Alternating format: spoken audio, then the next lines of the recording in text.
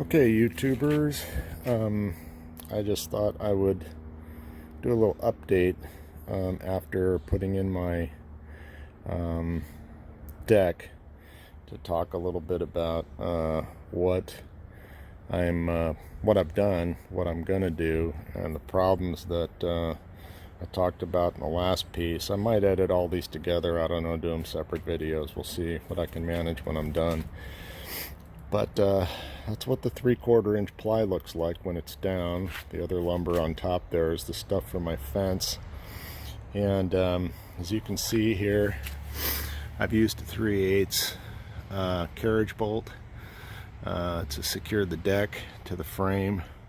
Those worked really nice, and I put them in countersunk so that they're level. They're actually a little below level, because what I plan on doing once the whole thing's done is I'm going to fill those with probably vinyl spackle because it's more waterproof. Then I'm going to cover the whole deck with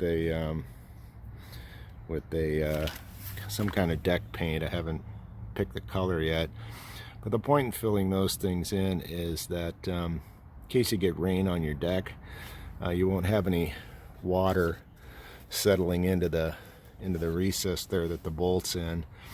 Probably wouldn't be a problem, but I'd rather have it covered over and sealed rather than take a chance that water's going to get in there over time and start rusting the frame or the bolt. Another thing I wanted to mention before I finish here and show you the finished product with the fence and everything is the electrical issue that I mentioned about moving the tongue. Is I know how I'm going to resolve that. I'm going to take this conduit and I'm going to cut it right here and then run it down the trailer, inside of the trailer frame here, and then up around this joint. And then I'm going to use a marine 3-prong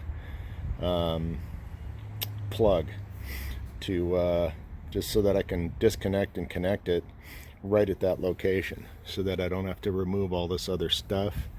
I can keep all of this stuff. I can get this down into the frame here so that it's better protected, and then that'll be permanently in the tongue. And then when I lower the tongue, it'll just be I'll just reach in there and disconnect that plug so that the wire's loose at the tongue joint here, and I can just swing the tongue down and not worry about excess wire or any of that stuff. I don't have that.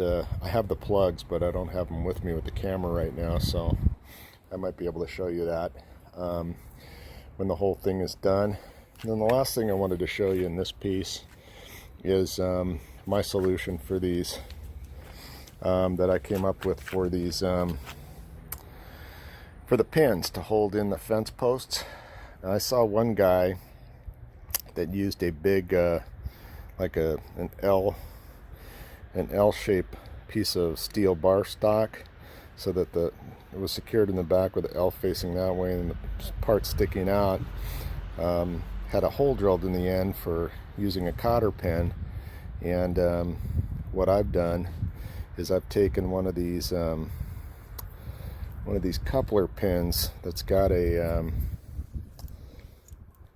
it comes like that, and all I did was cut the wire portion off.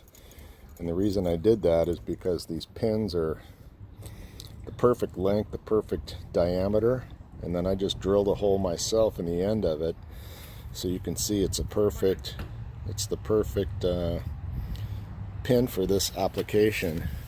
If you get down there, see if I can get this in here. If you get down there and stick it in, you